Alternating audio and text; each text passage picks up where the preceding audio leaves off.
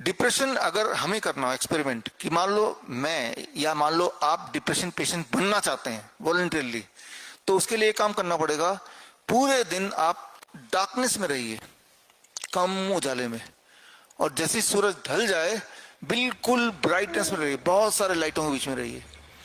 जब ये करने लगेंगे 1 या 2 या 3 दिन में आपके अंदर डिप्रेशन छाने लगेगा। ये बड़ा इंपॉर्टेंट है।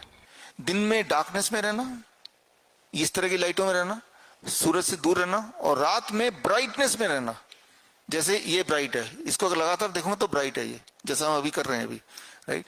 और ये लगातार जब करेंगे, आप देखिए कि छोटे बच्चों को शाम होने के बाद वो मोबाइल स्क्रीन लेके बैठ जाते हैं, उनके बिहेवियर में कितना बदलाव आ गया है, राइट। इस बात को आपको समझना होगा। तो डिप्रेशन को दूर करने का, मेंटल स्टेट को दूर करने का, कि दिन में you have to be in light. दिन सुबह होते ही खिड़की दरवाजे खोल दिए, कोशिश की कि हम लाइट के पास रहें, और रात होते ही शाम हो गया 8 बज गए, उसके बाद उतनी लाइट जितनी बेहद आवश्यक है, राइट। तो जैसे आपने कभी गौर किया कि आधी रात को उठते हैं, पेशाब के लिए नींद आती है, लेकिन मजबूरी में पेशाब करने जाना पड़ता है कि इतना प्रेशर होता है ना। नींद आ रही है, किसी भी तरह प्रेशर, पेशाब करके आए, अब नींद गायब हो गई, होता है, अब नींद ही नहीं आ रही। क्योंकि जैसे आप टॉयलेट का लाइट ऑन करते हैं, ये लाइट आंख में पड़ा, जब भी ब्राइट लाइट आंख में पड़ेगा तो ब्रेन बोलेगा दिन हो गया, दिन वाला हार्मोन रिलीज कर देगा कॉर्टिसोल, और रात वाले नींद वाले हार्मोन को गायब कर देगा। अब आपको नींद नहीं आने वाली। लाइट का इंपॉर्टेंट रोल है, अभी बताऊंगा मैं डिटेल में, राइट।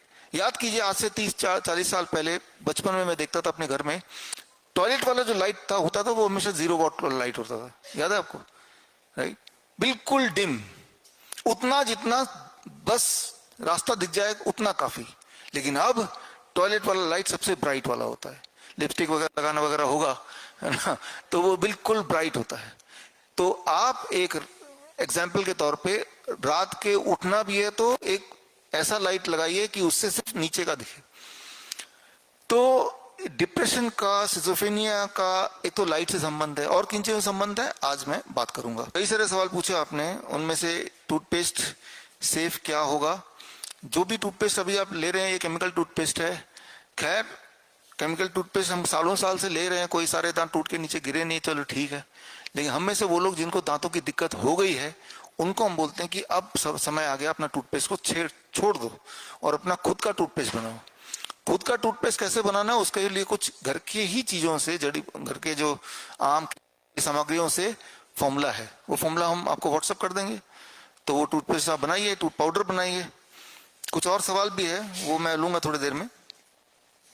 देव की मम्मी कहाँ है? यहाँ है ना। आपके सवाल है, खाना खाने से पहले कितने शुगर लेवल नॉर्मल माना जा सकता है।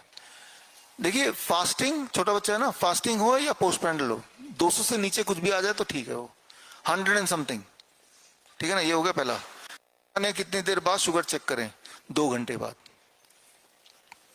अगर खाना खाने के बाद थोड़ी देर बाद बच्चा फिर कुछ खा लेता है, तब शुगर कब चेक करें? आखिरी बार जब खाएगा उसके 2 घंटे बाद।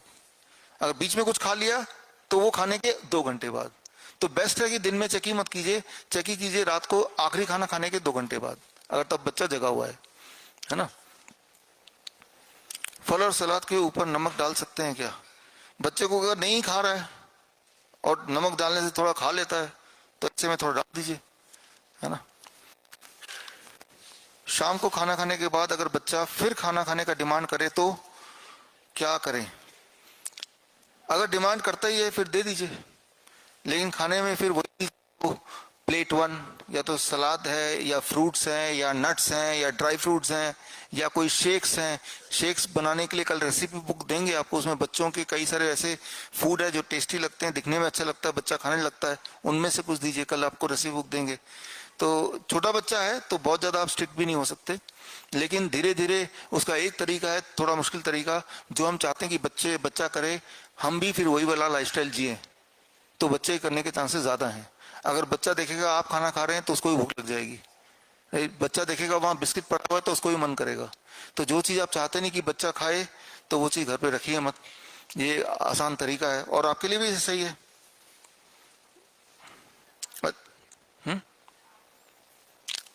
आलू दे सकते, देखिए आलू इसको अगर बॉईल करेंगे तो वो ब्लड शुगर नहीं बढ़ाएगा, लेकिन आलू को जो कुक करते हैं ना, फ्राई करते हैं, तो ब्लड शुगर बढ़ाता है। बॉईल करके बच्चा खाएगा नहीं, फिर अगर खाएगा तो बॉईल करके दे सकते हैं, हाँ फिर तो दे सकते हैं। कोई भी वेजिटेबल्स हैं स्टीम करके बॉईल करके दे सकते हैं, कच्चा स्टीम बॉईल, कोई भी वेजिटेबल, आलू भी वेजिटेबल ही है ना। कोई भी फ्रूट है, कई लोग बोलते हैं गन्ने का जूस पी सकते हैं क्या, वो भी तो नेचुरल है।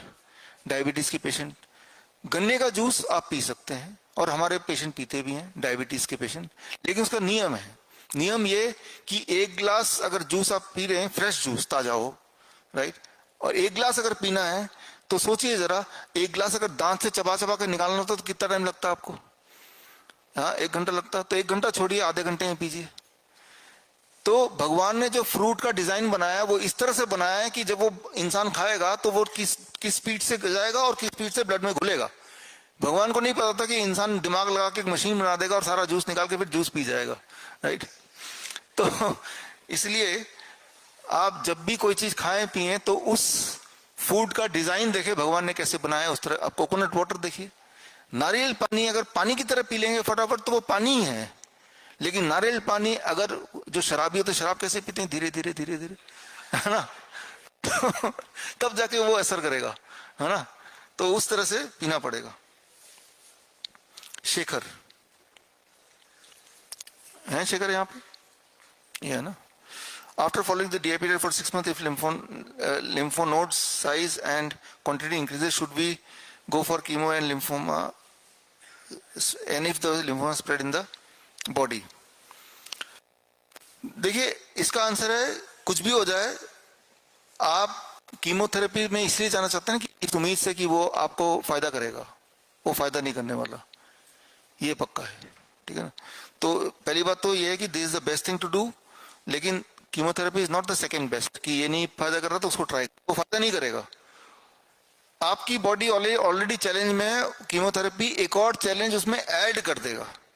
पहले एक चैलेंज था, अब कीमोथेरेपी का साइड इफेक्ट वो दूसरा चैलेंज हो गया, अब 2 बीमारियों से लड़ रहा है। जो लोग बोलते हैं ना, जो लोग बीमारी में दवाई लेते हैं उनके बॉडी को 2 बार ठीक होना पड़ता है, एक तो बीमारी से ठीक होना पड़ता है और दूसरी बार दवाइयों के साइड इफेक्ट ठीक होना पड़ता है, 2 बार ठीक होना पड़ता है। तो there is no question of going for chemotherapy if you want to get benefit. Vivek Khandelwal, आपका सवाल का एक पार्ट को ब्लड वॉमिटिंग का आंसर दे दिया ऑलरेडी। फ्रूट खाने से पानी तो नहीं बढ़ेगा, फ्रूट में 80% तो पानी होता है, लेकिन पानी तो हमें चाहिए, पानी के कमी से बीमारी होती है, पानी अधिक मात्रा में वो भी फ्रूट वाले पानी से नहीं बीमारी होगी। तो आपके केस में भी और सबके केस में भी पानी उतना पीजिए जितना आपको प्यास लगे, जितना आपको मन करे, और फल भी जितना आपको मन करे उतना खा सकते हैं, उसमें कोई लिमिट नहीं है।